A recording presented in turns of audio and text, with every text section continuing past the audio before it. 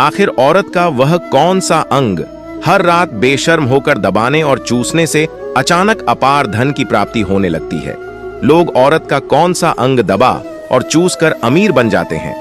जो भी मनुष्य औरत का यह अंग दबाता या चूसता है, उसके घर में सदा मां लक्ष्मी का वास रहता है और महालक्ष्मी की कृपा सदैव बनी रहती है। तो दोस्तों, आज की इस वीडियो में हम आपको एक सच्ची कहानी के माध्यम से बताएंगे कि औरत का वह कौन सा अंग है जिसे हर पुरुष को दबाना और चूसना चाहिए। अधूरी जानकारी विष के समान होती है, इसलिए वीडियो को बीच में ना छोड़ें। दोस्तों, एक बार की बात है, एक गांव में रामदास नाम का एक व्यक्ति रहता था। वह अपनी पत्नी से बहुत ज्यादा परेशान था, क्योंकि उसकी पत्नी बात बात पर हमेशा उसे ताना मारा करती थी। तुम्हारे पास है ही क्या, घर में खाने तक को कुछ नहीं है? दोस्तों, उसके घर में बिल्कुल कंगाली छा गई थी। एक भी रुपया नहीं था और उसके घर में खाने के लिए अन्न का एक दाना तक नहीं था। दोस्तों, एक तो घर में खाना नहीं, ऊपर से पत्नी का ताना। वह बहुत परेशान हो गया था। उसे समझ नहीं आ रहा था कि मैं क्या करूं। एक दिन की बात है जब वह अपने घर से एक सुनसान रास्ते पर निकल गया। वह बहुत ही सुनसान रास्ते पर चल ही रहा था कि उसे एक साधु तपस्या करते हुए दिखाई दिए। वह उनके पास जाकर बैठ गया। जब साधु ने अपना तप खत्म किया तो रामदास उनके सामने जोर जोर से रोने लगा। साधु ने रामदास से कहा, पुत्र, तुम्हें क्या दिक्कत है? तुम क्यों रो रहे हो? आखिर तुम्हें क्या परेशानी है? तब रामदास ने साधु महाराज से कहा, हे महाराज, मेरी एक पत्नी है जो कि मुझे रोजाना ताना मारती है। मैं गरीब हूं तो मैं क्या करूं? कितना भी कुछ कर लूं लेकिन धन कमा ही नहीं पाता हूं। मेरा एक छोटा सा धंधा था, वह भी पत्नी के क्लेश की वजह से चौपट हो गया। वह दिन रात मुझसे झगड़ा करती है। अब तो मैं दाने दाने के लिए परेशान हो गया हूं। हमारे घर में खाने के लिए कुछ भी नहीं है, इसके अलावा पहनने के लिए वस्त्र भी नहीं है। लेकिन मैं अपनी पत्नी को समझाता हूं कि वह मुझे ताने ना मारे, मुझसे झगड़ा ना करे, लेकिन वह बिल्कुल भी नहीं मानती। साधु जी, इसी वजह से मैं बहुत ज्यादा परेशान हूं। इसी वजह से मैं घर छोड़कर यहाँ आया हूं। तब साधु जी कहते हैं, रो मत बेटा, मैं तुम्हें एक काम बताने जा रहा हूं जो तुम्हारी किस्मत चमका देगा। तुम्हें अपनी औरत का सिर्फ यह अंग बेशर्म होकर कर दबाना और चूस लेना है। अचानक तुम्हारे घर में धन की प्राप्ति होने लग जाएगी। तुम देखते ही देखते अमीर बन जाओगे। साधु जी कहते हैं, जो भी पुरुष औरतों का यह अंग दबाता या चूसता है, उसके घर में कभी भी धन की कमी नहीं रहती है और ना ही उसके घर में लड़ाई होती है। वह जो भी व्यापार करता है उसमें हमेशा तरक्की होती है। साधु जी ने कहा, अब मैं तुमको औरत के उन अंगों के बारे में बताने जा रहा हूं। इसे ध्यान से सुनना और अपने जीवन में इस पर गौर करना। तब रामदास साधु जी महाराज की बातें बहुत गौर से सुनता है और कहता है कि जितना जल्दी हो सके मुझे यह बता दो दोस्तों। तभी साधु जी महाराज उस आदमी को एक कहानी सुनाते हैं और बताते हैं कि एक नगर में एक किसान रहता था। उसके बहुत सारे खेत थे जिस पर वह दिन रात मेहनत करता था। उसके घर में किसान और उसकी पत्नी रहा करते थे। उस किसान और उसकी पत्नी में आपस में बहुत ज्यादा प्रेम था। उसके घर में किसी भी प्रकार की लड़ाई झगड़ा या क्लेश नहीं होता था। इसी वजह से उसके घर में सदैव महालक्ष्मी का वास रहता था और उसके खेतों में इतनी ज्यादा पैदावार होती थी कि वह दिन प्रतिदिन और अमीर होता जा रहा था। उस किसान और उसकी पत्नी में इतना प्रेम था कि आसपास के लोग उन्हें देखकर जल जाया करते थे। धीरे धीरे उसके पूरे गांव के लोग जान गए कि किसान और उसकी पत्नी में बहुत ज्यादा प्रेम है। धीरे धीरे यह बात उस नगर के राजा तक पहुंच गई। दोस्तों, किसान और उसकी पत्नी की बात जब राजा के पास पहुंचती है तो राजा भी उसके प्रेम की काफी ज्यादा तारीफ करते हैं। वह सभी से बताते हैं कि हमारे नगर में एक किसान और उसकी पत्नी रहते हैं जिनमें कभी भी लड़ाई झगड़े नहीं होते हैं। उन दोनों में आपस में इतना प्रेम है कि मैंने ऐसा अपनी जिंदगी में कभी भी नहीं देखा। एक बार की बात है, राजा पूरे नगर में ढिंढोरा पिटवा देता है कि इस नगर में जितने भी लोग हैं वह सभी अपने घर में घी का दिया जलाएंगे। राजा की पत्नी पूछती है कि आप ऐसा क्यों कर रहे हैं? सबके घर में घी का दिया क्यों जलवा रहे हैं? राजा अपनी पत्नी की बात सुनकर कहते हैं, दीपक प्रेम की निशानी होता है। जिसके घर में घी का दीपक जलता है उसके घर में सदैव प्रेम बना रहता है और मैं चाहता हूं कि जो प्रेम किसान और उसकी पत्नी के घर में है वह हमारे पूरे नगर में रह रहे पति पत्नी के बीच हो। इसीलिए मैं हर घर में दीपक जलाना चाहता हूँ। दोस्तों, राजा के सैनिक जाते हैं और हर जगह नगर में डुग्गी पीट देते हैं और कहते हैं सभी के घर रात भर घी का दीपक जलना चाहिए। दोस्तों, राजा की बात मानकर सभी नगरवासी अपने घर में दीपक जला देते हैं, लेकिन जैसे ही आधी रात होती है सभी के घर के दीपक बुझ जाते हैं, लेकिन किसान के घर का दीपक वैसे ही जलता रहता है। दोस्तों, दीपक हमेशा किसान की पत्नी जलाती थी, लेकिन उसकी बात नहीं मानती थी। वह हमेशा अपनी मनमानी करती थी। उसका जो भी मन करता था वही काम करती थी, लेकिन किसान को इस बात से कोई भी दिक्कत नहीं होती थी, क्योंकि किसान बहुत समझदार था। किसान सोचता था यदि मैं अपनी पत्नी को रोक टोक करूंगा तो घर में बेवजह ही लड़ाई झगड़ा होंगे। कई चीजें किसान इस वजह से अनदेखा करता था कि उसके घर में प्रेम बना रहे राजा अपने महल को छोड़कर पूरे नगर का नजारा देख रहे थे।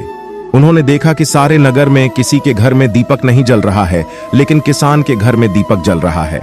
तब राजा अपनी रानी से बोलता है कि देखो, किसान और उसकी पत्नी के घर में दीपक जगमगा रहा है, लेकिन पूरे नगर में कहीं भी दीपक नहीं जल रहा है। इसी से पता लगता है कि किसान और उसकी पत्नी में कितना प्रेम है। तब राजा की पत्नी राजा से बोलती है कि जो किसान और उसकी पत्नी में प्रेम है वह किसान की पत्नी की वजह से है, और इसी वजह से उसके घर में इतना ज्यादा प्रेम है। दोस्तों, जब राजा रानी की बात सुनता है तो कहता है नहीं, तुम्हारा सोचना गलत है। जो प्रेम किसान के घर में है वह उसकी पत्नी की वजह से नहीं है, बल्कि वह किसान की वजह से है। रानी कहती है कि किसान की पत्नी बहुत ज्यादा समझदार है। आपका सोचना गलत है, और यही वजह है जो कि उनके घर में कभी भी लड़ाई झगड़ा नहीं होता है। राजा कहता है कि किसान समझदार है, और रानी कहती है कि किसान की पत्नी समझदार है। दोस्तों, इसी तरह कुछ देर चलता रहा। इसी बात को लेकर राजा और रानी के बीच काफी झगड़ा हो गया। इसके बाद रानी राजा की दाढ़ी उखाड़ ली और राजा ने रानी को उठाकर पटक दिया। इसके बाद राजा कहता है हम लोगों को झगड़ा करने की जरूरत नहीं है, क्यों ना हम किसान और उसकी पत्नी की परीक्षा ले लें। सारा दूध का दूध और पानी का पानी हो जाएगा। लड़ाई करने के बाद इस बात पर राजा और रानी दोनों सहमत हो गए और दोनों की परीक्षा लेने के लिए तैयार हो जाते हैं। तब राजा अपने महल में जाता है और एक पुरुष सैनिक को बुलाता है और पुरुष सैनिक से बोलता है कि तुम किसान के पास जाओ और जो जो प्रश्न मैं तुमसे बोल रहा हूं वह तुम किसान को बोल देना। वह पुरुष सैनिक बोलता है ठीक है महाराज। वह सैनिक राजा की बात सुनकर किसान के पास जाता है। उस समय किसान की पत्नी खेतों में गई थी, लेकिन किसान की कुछ तबीयत ठीक नहीं थी, इस वजह से वह खेतों पर नहीं गया था। इस समय वह सैनिक किसान के घर पहुंच जाता है और किसान से कहता है मैं राज दरबार से आया हूं, राजा साहब ने मुझे भेजा है। दोस्तों, किसान कहता है बताइए मैं आपकी क्या सेवा कर सकता हूं।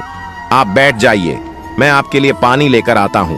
तभी वह सैनिक बोलता है कि नहीं, तुम कुछ भी मत लाओ, मैं राजा का सैनिक हूं, बस आपके पास राजा का समाचार लेकर आया हूं। तब किसान कहता है ठीक है, आप मुझे बताओ राजा साहब ने मेरे लिए क्या समाचार भेजा है। सैनिक कहता है किसान, राजा साहब ने यह बोला है कि यदि तुम अपनी पत्नी को छोड़ देते हो तो राजा जी आपको बहुत सारे हीरे जवाहरात और साथ में तुम्हारे जमीन से 2 गुना ज्यादा जमीन राजा जी आपको गिफ्ट में देंगे। इसके अलावा राजमहल का आधा हिस्सा नगर के सभी लोगों को बुलाता है और कहता है कि मैं चाहता हूं कि मेरे और मेरी पत्नी की वजह से किसान की जान ना जाए। तुम लोग ऐसा करो, उस किसान के घर जाओ और सारी बातें बता दो और उस किसान को बचा लो, वरना किसान की पत्नी उसे मार देगी।